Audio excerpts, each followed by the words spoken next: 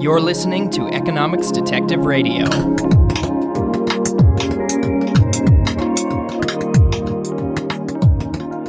My guest today is Mark Koyama of George Mason University. Mark, welcome to Economics Detective Radio. Thank you. Great to be here, Garrett. So our topic for today is state capacity. Mark has recently authored a survey article with co-author Noel Johnson on the topic. So Mark, let's start with the basics. Can you define state capacity? Yeah, I'd be happy to. Let me give you some background. It's a topic which has risen to prominence in recent years in discussions of political economy, development economics, and economic history. It refers to the idea that states have to do certain things. So we may disagree about exactly what they should do, but most of us would agree that they have to provide some, at least minimal, public goods. And state capacity refers to their ability to actually effectively do so. So effectively raise taxes, effectively provide the basic public goods of defense, or perhaps education, infrastructure, and so on. Right. And I guess I should go on a little bit. The way the literature's moved is to distinguish between, on the one hand, kind of legal or administrative capacity. So that's the ability of a state to kind of do the things it's set out to do. So if a criminal is on the loose, does the state have the administrative police apparatus to apprehend them? On the other hand, there's also the concept of fiscal capacity, which refers to the ability of a state basically to tax sufficiently in order to provide whatever public goods it's committed to providing. Right. And so it's distinct from, what one might call big government. It's not just that the state does a lot of things and has a lot of influence over people's lives. It's that it has a framework to build institutions in any way, really, good or bad, but just having that sort of ability. That's what we mean by state capacity. Exactly. Yeah. If I think maybe it'd be useful for me to give some background, because on the one hand, of course, we have this state versus market debate. That's a very kind of important, well-known debate in economics about, what should the state do? What should we leave to private individuals? So that's one debate which, is in the textbooks in economics, and everyone learns about it when we study economics. On the other hand, there's this discussion in development economics and economic history and political economy about is the state able to do things? So not what the state should do, like how big should the state be, how much should it tax, how much should it be involved in the provision of things like education or healthcare. That's one debate. Here we're thinking about whatever the state's committed to doing or whatever the state's expected to do, can it actually do it? Because we observe in many developing countries, states which are basically unable to do very much at all, unable to provide basic public goods, unable to implement or enforce their own rules or rule of law. And that's where the concept of state capacity becomes important, in explaining that inability of some states to basically carry out their functions, and then the ability of other states to do so. Right. So if I'm here in Canada, I expect that if the Canadian government set its mind to doing something, some new policy, within reason, within the bounds of what's possible, that it could pretty much do it. But, if in many countries in sub-Saharan Africa or in a lot of countries that we characterize as undeveloped because they're very poor, but also their government just couldn't do many of the things that our government can do. Exactly. So there's some important research by Stelios Mikopoulos and Eli Papandreou. I believe that's how you pronounce their names. The economists at Brown and London Business School who've looked at developing countries, particularly in sub-Saharan Africa. And they effectively show that the ability, like the writ of the state in many developing countries in sub-Saharan Africa, countries like Rwanda, doesn't extend very far away from the capital and the hinterland of the capital. And so what's going on the ground, 500 miles from the capital, is actually very different from what the government in the capital's kind of implementing or trying to do. And so if development economists, if the World Bank, if they're basically telling governments in sub-Saharan Africa, do this, liberalize this, privatize this, those governments really cannot necessarily affect a lot of their economy or their society beyond maybe the immediate hinterland of their capital city. There'll be many parts of the country where whatever the government says or does is basically irrelevant. Yeah, so there's maybe from the perspective of my more anarchist listeners, this might sound like a good thing because if you focus on a lot of the bad things governments do, which they undoubtedly do, often do bad things, it sounds really good for them to just not be able to do those things. But one thing you mention in your paper is that having a high state capacity is compatible with Adam Smith's sort of idea of peace, easy taxes, and a tolerable administration of justice. You do need that third bit. Yeah, certainly, certainly. So it's indeed the case that if one's living in some countries, say in Sudan, and the government of Sudan are oppressing people in South Sudan, it may well be better off if the state is less powerful. So the concept doesn't have those types of normative implications, but so it could be used for good or for ill. We have many modern examples of states doing very, very bad things precisely because they have this power to do so. So think about the Soviet Union in the 1930s, think about Stalin's collectivization, or the Great Leap Forward in China. These are things which are possible because of the state has some capacity, and they're very destructive. So that's certainly true. And it's certainly the case that you can imagine that in a world of the second best, situations where it might be better just to have anarchy. This is kind of a point Pete Leeson makes in his book Anarchy Unbound with regards to Somalia. But the observation more generally is that rich countries, successful countries, are basically correlated with states with high capacity. So these things cluster together. And it's hard to think of any successful so-called growth miracle or successfully growing economy in recent decades where you can say the state has been dysfunctional or lacks state capacity. You have states which vary in the extent to which they intervene in the market, but even so-called kind of free market miracles, like maybe Hong Kong or Singapore, you see the presence of a developmental state to some extent, and it's difficult. So it's difficult to avoid from this. You can't avoid this correlation in some sense. So no matter how much you like the market, you have to admit that every rich country, more or less, Switzerland, Hong Kong, Singapore, the United States, Canada, all of them have both markets and their market economies, and all of them have states which we would define as high capacity states. Right. So a big issue with researching this is that it's sort of a qualitative thing to say that a state has high capacity. One metric that comes up again and again in the literature is tax revenue per capita and what percentage of GDP is coming in as tax revenue. But as you point out in the paper, you can have a state with low capacity still get a lot of taxes through tax farming. Could you define tax farming? Yes. So tax farming is when the central state authority leases the right to tax to a private agent. So farming has nothing to do with actual farms or agriculture. It's the idea you farm out the right to collect taxes to a private agent.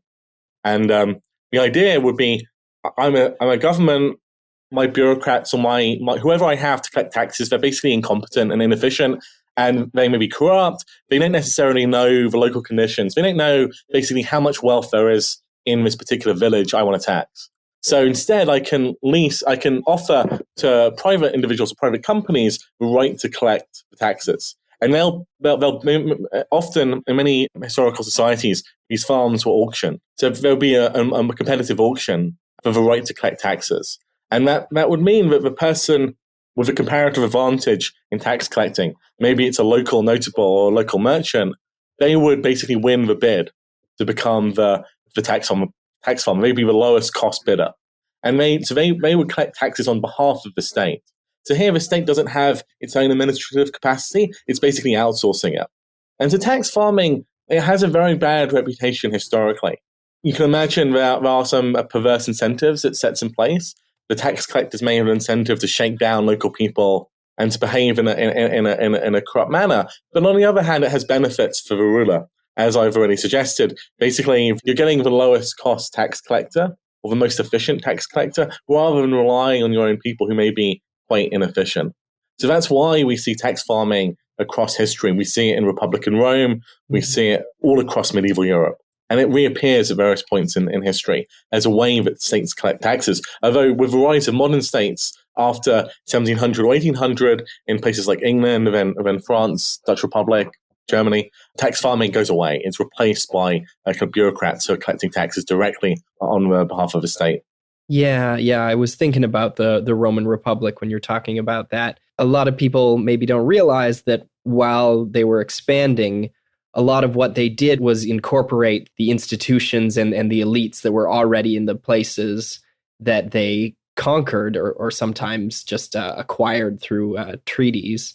And so living in the Roman Republic, you'd have a very different experience whether you were living in Rome or Carthage or Spain or Gaul until the later period, until the empire, when things got a little more centralized. But yeah, I'll make a further point with regards both, I guess, Rome and also tax farming. And that's there's this issue where we're measuring often centralized revenues. So often what we have as economic historians, we have data on the taxes which are going to the central government. And so there's a discussion about what was the tax burden for, say, peasants in these different societies. And so we observe the taxes going to the central government going up a lot over time, over the period when we get economic growth. So the taxes paid by kind of peasants or ordinary people goes up from, say, 1500, goes up between 1500 and 1800, and it continues increasing. And so obviously, we don't like paying taxes, and you might think of a lot of the tax revenue being wasted. So how is this a good thing? Why is this good for growth? Well, one of the things which we're not necessarily measuring is the amount of surplus which was being siphoned off by local elites or local nobles in the form of feudal dues or other kind of relatively inefficient ways to extract revenue. And so one of the things we're talking about with the rise of state capacity is, in some sense, the transfer of revenues from local elites to the central government, as well as just the rise of tax revenue. So when we're talking about, it's not just tax revenue is our best metric for the rise of state capacity in European history. But as you said, it's not the only metric. You also get this movement from tax farming or decentralized tax collection to more centralized tax collection, and you get the centralization of revenues, which I think is important as well. So let's talk about state capacity in Europe. So feudal Europe, one thing you mentioned in your paper is that when we refer to medieval states, that's sort of an anachronism. They weren't really states in the modern sense. They're sort of decentralized polities where monarchs rule through their personal relationships with local elites and local lords. Tell me about how that started to change. Start with England. Okay, so yeah, that's exactly right. So the English situation is kind of somewhat unique or somewhat interesting because England is a conquest state. When the Normans establish their monarchy, when William the Conqueror comes from Normandy, he conquers the entire country, disinherits the old Anglo-Saxon nobility, and establishes a Norman aristocracy, which are basically his feudal devotees. But even in England, so England's like one of the most centralized and powerful medieval monarchies, but it's still not really fully a modern state in the sense that the court system was not centralized in the early medieval until the common law system eventually centralized it, in the sense that the nobles would have their own courts. And that would continue to some extent for a long time. So a local lord is in some sense a king within his own territory. So I like to think about this in terms of the relationship between the king and the lord. It's like the king is like the lord's lord, but the lord is a mini king within his territory. He can raise an army. He can decide, the rules for local people to some extent. He runs his own justice system. If someone is committing a crime, he'll try that guy in his area and he'll decide, how that person should be punished. So when the king, and English kings are centralizing in the medieval period, no doubt, that we are beginning to raise some taxes. But initially, there's no right to tax. Taxes, the king lives on his own land. The king owns a ton of land. He's the largest landowner in England. And so most of the time, outside emergencies, he's meant to live on his own. That's to say, his expenditures are basically just funded from his own private estate. And his army is just the people who directly owe him feudal allegiance. If he's going to fight a major war against the French or go on crusade, then he might ask for some extra money from the country. That would be an emergency situation. And he might ask his feudal lords to basically bring in their knights, and their knights would bring in their own retainers, and that's how he would build an army. Similarly, the English kings didn't have a fleet. So we associate England or Britain with a great naval tradition. But the medieval English monarchs didn't really have a fleet. They leased the fleet from the Cinque Ports. They hired fleets from merchants. Similarly, the king he wasn't really a legislative figure. There was no sense in which the king would make new laws. The understanding is the role of a king is to basically enforce existing laws which are passed down by tradition from kind of time immemorial. So we don't have any of the things we think of modern state as doing. Like we think modern states have a monopoly on the right to violence within their territory. Medieval rulers didn't have this. We think about modern states as passing laws. Medieval states didn't really do this. We think about them having a legal monopoly within their territory. Medieval states didn't have this. So that's the sense in which these medieval polities are not states. And perhaps I'll go on and I'll talk about how in England this does change over time. So you get efforts to build states in the Middle Ages, and it goes. But the decisive point is really kind of the period after 1500, and then particularly after the Glorious Revolution in 1689. So England's already a fairly centralized feudal monarchy. Medieval kings like Edward I do establish permanent taxation. They build a parliament. Parliament is, in England, it's a national body. So it's a way of a king to kind of negotiate with feudal elites, religious elites, and commercial economic elites for the entire country. So medieval England is kind of moving towards statehood over time, but there are pushbacks and there are periods of fragmentation, like in the Wars of the Roses. And then it starts again kind of really in earnest in the Tudor period with kings we kind of are all familiar with, like Henry VIII and then Elizabeth. But even in 1600, so the period of the Stuarts, James I and Charles I, even then, the English state is very small. So by 1600, the word state does kind of make sense. The feudal magnates have been disarmed. The English now are beginning to have a navy. The king is trying to taxes on a semi-regular basis. But even then, the tax revenue is as a proportion of GDP are tiny. So the English state is very, very small. What changes is really the shocks of the 17th century, which I don't want to go into too much detail on because they're huge topics in and of themselves. But first, you have the English Civil War. So the Civil War sees the defeat of the king and the rise of Parliament. In the process of defeating the king, Parliament basically raises taxes on a new level. And Parliament, it kind of implements new taxes, particularly the excise tax. It builds a new model army. It invests in the navy in the 1650s. And so that's when you get the beginning of what I would call the modern English and what will become a modern British state. And then the next development, which is really striking after that, is the Glorious Revolution. And so maybe I'll pause here, but the Glorious Revolution sees a dramatic increase in state capacity in England and then after 1707, Britain. Yeah, so in your paper, you have a graph of log tax revenues per capita for the major European powers from 1500 to 1900.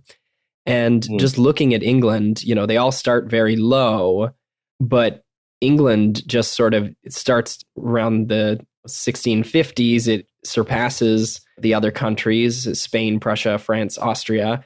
And then around mid-1700s, it just shoots way, way past them. So by the time you have the Napoleonic Wars, England, in terms of its tax revenue, is just far outstrips the rest of Europe, or the rest of the European powers individually, at least. Yes, so this is a point which was made fairly long ago, actually, by Patrick O'Brien, who's an eminent economic historian at the LSE, but it's taken a while to filter into kind of wider debate, which is that 18th century England taxes on a previously unimaginable scale. And so it's what John Brewer called a fiscal military state. It's a tax state.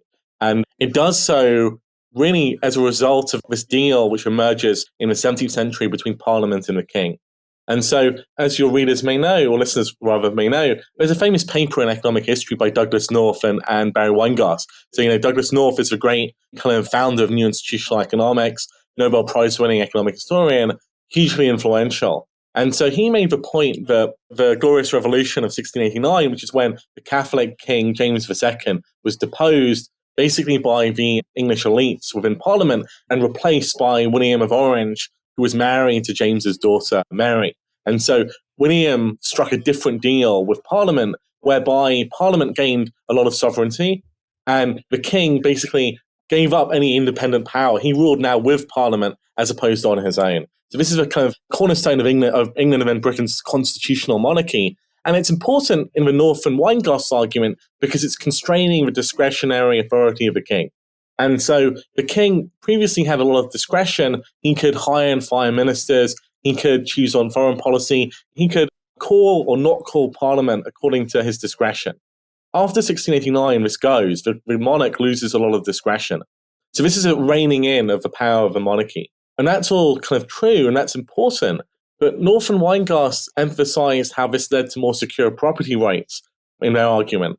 What they didn't emphasize, and what's come out in the more recent literature, is that one of the most striking consequences of this New Deal is this rise in tax revenue that I just mentioned and you pointed out as well. So the constraining of a monarchy doesn't lead to lower taxes, as you might expect. It leads to basically taxes quadrupling by the mid-18th century. And so why is that? That's partly because the new constitutional monarchy can commit only to using state power for things which are in the interests of the British elite. So this tax revenue is being spent on the Navy predominantly. It's spent on the Army to some extent, but largely it's being spent on the Navy. And the Navy is being used to basically build a British empire, to secure British trade, to make sure that other powers can't exclude British merchants from trade in the Americas or trade in India. Right, yeah. So we've moved away from centralized power in the monarch, but we haven't moved to decentralized power. We've moved to centralized power in the parliament. Exactly, yeah. The British state is a really centralized, by any comparative measure. It's compared to France, compared to anything we observe, in the Middle East, it's a centralized state after 1700. It's a centralized state which is pro-commercial development and pro-enforcing property rights, which are going to be good for growth. And so it's implementing reforms which are generally, so by any modern stretch of imagination, this is a corrupt, inefficient, kind of patrimonial state. You can still buy a position in the British Army, for example. The bureaucracy is not selected by exams in this period. It's all by cronyism and who you know, etc. Nevertheless, it's a more efficient, more bureaucratized, more centralized state than it existed previously, and more bureaucratized and efficient than, say, the French monarchy. And that's what's allowing Britain to be such a successful military power in this period. But at the same time, this is a period when economic growth and innovation is beginning to take place. Right. So France, it's sort of, well, for one, it's larger than England, but it's also fairly fragmented. If we look at France prior to the French Revolution, it looks a lot like a whole lot of smaller, more local regional powers, with the king as just sort of a big man at the center of it, but not someone who directly administered much outside the small area that he directly controlled. Similarly, you talk about the Habsburgs in Austria and how they had to deal with a very fragmented area, fragmented state with many different ethnic groups and local powers. I'll talk about the difficulties those countries had. Yeah, so as I mentioned briefly, so England is kind of, it's an island, it's geographically compact. It has, rivers which really help transport kind of people, goods, ideas through the country. And it's got such a lot, its coastline is very long relative to its size. And sea transport being the best way to transport goods in the pre-modern period, it makes England kind of small from a perspective of transmitting information or goods. And so differences in terms of regional dialects or ways of life are relatively small in England, whereas France, it's really a huge country by any pre-modern standard. Before the railway, before the automobile, it takes a long time to kind of traverse France. And so people are speaking, different languages in Languedoc compared to the north of France. There's Brittany, there's the region which is kind of Lorraine and Alsace, which had been acquired only in the 17th century and which was predominantly German-speaking. Gascony, that region had been ruled by the English during the 100 Years' War. So it's very fragmented linguistically. Different regions have different cultures, different traditions. It's also fragmented institutionally. So the distinction between the pays d'etat and the pays d'election is a distinction between the different ways the French monarchy interacted with these provinces. So some of them were directly ruled by the French monarch. In other areas, basically the local elites hold sway and can negotiate with the king how much taxes they should pay. So France is definitely internally more fragmented than England. Importantly, I should point out that there is also internal tariff barriers within France. Now, the Enchant regime monarchy had tried to eradicate a lot of these, and so there's a large part of France where there's no internal barriers, but there's still internal tax barriers, internal tariffs within France. So that's a big barrier to market integration. Weights and measures vary greatly, internal tariffs impede the movement of goods, and that's going to just limit the ability of a French state to do very much outside the area where it's strong, which is kind of, the north, the greater Paris region. So that's France. But then when you look at, say, the Holy Roman Empire, Germany, or the regions ruled by the Habsburg Emperor, that's even more fragmented, even more different ethnic and linguistic groups. The Holy Roman Empire, by the kind of early modern period, is a total mess in terms of internal tariffs, as we document in the paper. Right. So continental Europe is much slower than Britain or England and the British Isles in developing its state capacity. But by the 19th century, they've started to do that. So can you talk about some of the efforts on the continent to build state capacity and centralization? Sure. So I think the key driver, and this is kind of, this story goes back to a famous historical sociologist, Charles Tilley, or even further back, but Charles Tilley is the modern writer associated with this. The driver is warfare. So Europe is relatively fragmented, or very fragmented politically, and it's a competitive state system. So France and England are continuously at war in the 18th century.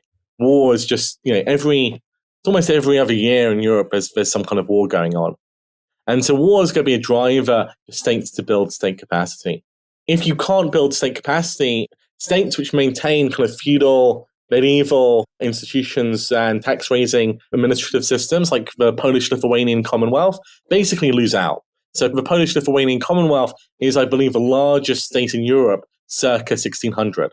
It's huge. And it's a major military power in 1600. But by 1800, it's disappeared. It's basically been eaten up by Prussia, which is a growing fiscal military state on the one hand, and then from the south, the Habsburgs take land from Poland, and then the Russians take a lot of eastern Poland. So if you didn't build state capacity, you risk being either destroyed or at least subordinated to one of the major powers. So this happens to Portugal and Spain, it happens to Poland and Lithuania, it happens to the Italian states. And what you see is the states which survive and succeed, Britain, France, Prussia, Habsburg monarchy, Russia, to some extent Piedmont in northern Italy, Piedmont, Savoy, these states are able to build professional armies. They're able to pay these armies year in, year out through winter and in the summer. And they do so by investing in state capacity. Some of them follow their different paths towards state capacity. So the British model is through Parliament, as I discussed. So it's in some sense a consensual path in that the British elites and the king kind of agree. They come to an arrangement after 1689, which is in favor of higher taxes, pro-commercial, pro-trade foreign policy, and building a fiscal military state.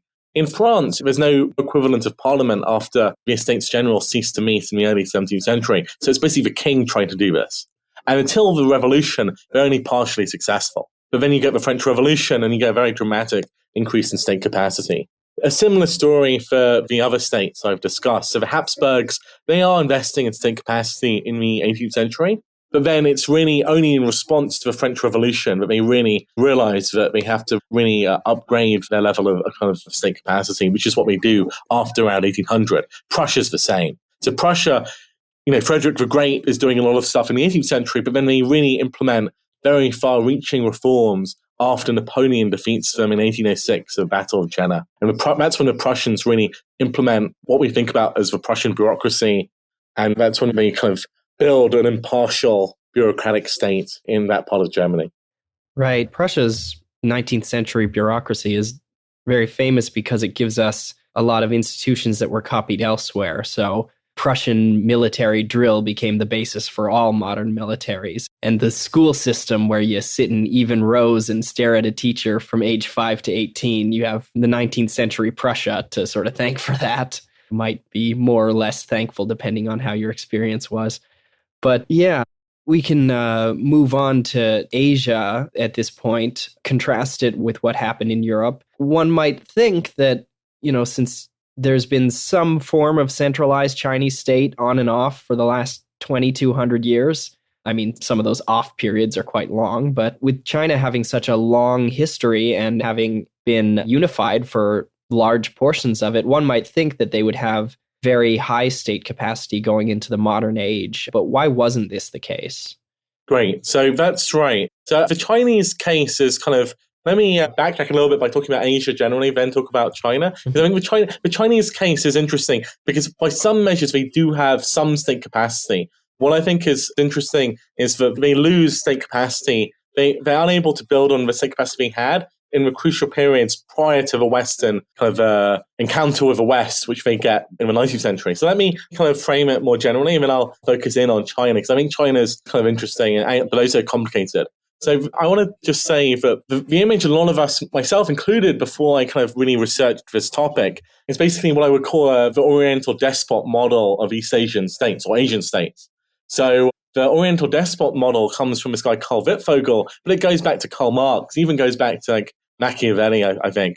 So we have this image of all-powerful Eastern emperor, be it the Ottoman emperor or the Chinese emperor, who basically have a power of life or death over all of their subjects. We might think about these East Asian states as being very powerful, unconstrained power. They have no parliaments to deal with. They can kind of do what they like. And we might think of them as having maybe high state capacity. But that view, which, as I said, is associated with Karl Marx and then Karl Wittfogel, who was a mid-20th century kind of sociologist who was influenced by Marx, but he was an anti-communist. That view has been more or less refuted by the body of historical research in the last couple of decades, largely because these Asian states, whether we talk about the Ottoman Empire or the Persian Empire or the Chinese Empire, they're so large, they're just huge. And so when you're governing a huge empire, it's with pre-modern communication technology, it's difficult to have kind of this omnipotent control over your entire population, and difficult to collect a large amount of taxes from every single kind of peasant in an empire which spans kind of hundreds of thousands of square miles. So that's the general pushback against this view of the East Asian states as being high capacity. Now, when we come to China, I would say relative to a lot of other Asian empires, the Chinese empire is comparatively bureaucratized, and it does have comparatively high state capacity in the sense that the Chinese are able to tax, they have a professional army, and they have a centralized bureaucracy. The bureaucrats are recruited through the examination system. So they're not relying on patrimonial or nepotistic systems of recruitment for their bureaucracy. They have this imperial examination system. And so in that sense, by the standard of a pre-modern empire, China does have some state capacity. Nevertheless, the Qing Empire, which is the last Chinese dynasty, historians have shown that even though they're bureaucratized and they're very centralized, the Chinese state doesn't really govern at a very local level. So it doesn't govern below the prefecture, the county, or below the county rather. The county is the lowest level of administration. Many villages were kind of self-governing. Similarly, the Qing state does collect taxes. It has a land survey, but its taxes are fairly low, or at least a fairly low level of taxes are going to the central state. So in some sense, by these measures, the Qing state may have had less state capacity in, say, 1800 than some earliest Chinese dynasties had. The Qing state is very large. They control a huge empire. They've expanded out into Central Asia. They've expanded out west. They govern a huge area, but they don't govern that deeply. And so by comparing them with other pre-modern empires, they might have comparatively high state capacity. When they encounter the British on the eve of during the Opium War, 1840, by that point, they don't have anything like the military capacity to fend off the British, as we observe from the outcome of the Opium War. So the Chinese Empire has some state capacity, but it doesn't have very much compared to the British at the point of contact. Similarly, kind of recent research by Tonhui Singh and Chiaki Moriguchi, who are co-authors of mine, have shown that actually when you compare China to Tokugawa Japan, by some measures at least, the Japanese are in a better situation than the Chinese are to build a modern state in the mid-19th century. So that's the Chinese case. I think they have some state capacity, but they don't have enough to modernize in time to fend off Western invasion. Right. Japan's an interesting case because it's closed off to the world from 1600 to mid to late 1800s. and it's just medieval and doesn't advance a lot. But then once it does open up to the world, you have the Meiji Restoration, and within a single human lifetime, Japan goes from a medieval level of technology to being an industrial power that can defeat Russia in the Russo-Japanese War. So, I mean, when I talk to development economists, one thing that a lot of people agree on is if we can just figure out exactly why the Meiji Restoration happened and how it worked, and if we could figure out how to sort of repeat that magic, we'd answer a lot of the important questions about development. So tell me about Japan and its state capacity in this period. Yeah, so I'll be happy to. And I have also a paper with Tuanhui and Singh and Chiaki Moriguchi, which kind of does address this. So as you said, Japan is, I think feudal is the right word here. They maintain feudal institutions until the mid-19th century. So on the surface, they have very low state capacity in the sense of the shogun is the emperor is the nominal ruler. The shogun is kind of the de facto ruler. But the shogun doesn't govern very much outside the areas he directly controls, which is only a small proportion of the Japanese land. So the lords, the so-called daimyo, are basically rulers within their own domains. They issue their own currency, they have their own economic regulations, they have their own armies, bannermen. So it's very feudal. They're closed to international trade. So then you get this amazing development after the Meiji Restoration. The economic historians have been kind of painstakingly examining what's going on in Tokugawa Japan. And so what is the case is below the surface, stuff is happening even under the Tokugawa. So there is commercial development. They are urbanized. Literacy seems to be quite high. So there's some preconditions there below the surface, which you couldn't see because they're technologically quite backwards. There's something going on, even though real wages are still somewhat low. So some of the preconditions for Japan are kind of more favorable than they are for China circa 1850. But then you have the forcible opening up in the 1850s. The so-called black ships arrive. Commodore Perry shows up basically in Japan and basically demands they open themselves up to trade. They force a number of unequal treaties on the Japanese, which limit their ability to set tariffs and basically allow foreigners to come and trade. And the Japanese state is plunged into a crisis. So the 1850s, 1860s are a period of real crisis. The shogunate is continuing to try to hang on to power, but they don't know what to do. There's a movement to expel the barbarians. However, what's really interesting, so the Meiji Restoration, the daimyo who rebel against the shogunate, they actually campaign on the grounds of restoring the power of the emperor and expelling the Westerners. But what's actually going on under the surface, we argue, is that both sides in the Civil War, which emerges in the 1860s, both sides basically quickly agree on the need to modernize. And they all agree that whatever happens, they have to modernize very quickly, and they're going to have to give up a lot of things. They're going to have to give up on their feudal privileges. So the samurai lose their samurai status. They're actually given their stipends, which they receive from the state, are converted into bank shares. And there's interesting work by Sumitra Jha, Chris Michener, and co-authors on that topic. So you have a civil war in Japan, but both sides agree they need to modernize, and that they're going to be ruthless at suppressing anyone who opposes modernization. So there's this rapid movement to build a modern state after the Meiji Restoration. And we argue that whoever won the civil war, even if the Meiji Restoration had not occurred, even if the Tokugawa had remained in power, we still think they would have modernized. And in our paper, we argue that the reason the Japanese can do this is basically because the geographic characteristics of Japan meant that it's a relatively compact set of islands. They had to build a modern state. Otherwise, they would have been overrun. And they could build a modern state relatively effectively at relatively low cost in comparison to the Chinese, who govern this vast realm, which is just huge. And so the Chinese state has a lot more problems with peasant rebellions, with things like the Taiping Rebellion, with Boxer Rebellion, because it's just governing a much larger territory than the Japanese are. And the Japanese are able to suppress the riots and the samurai rebellion that occurred in the 1870s and to build a modern state. But I would say it was touch and go. So when you read about this, until the 1890s, when there's the first Sino-Japanese War, Westerners did not think the Japanese were doing that well. So Western observers basically thought that the Chinese had been more successful at modernizing their navy and army than the Japanese had been. So Western observers basically expected the Chinese to win the Sino-Japanese War. And they were shocked by the comparative effectiveness of the Japanese in kind of modernizing not just their army and navy, but also their fiscal institutions and other institutions. a lot of nation building goes on in Japan in those decades. It's really pretty revolutionary. The Meiji Restoration is basically when a lot of Japanese have learned to be Japanese. For example, a lot of the Japanese cuisine only becomes standardized and common across the entire country in the Meiji period.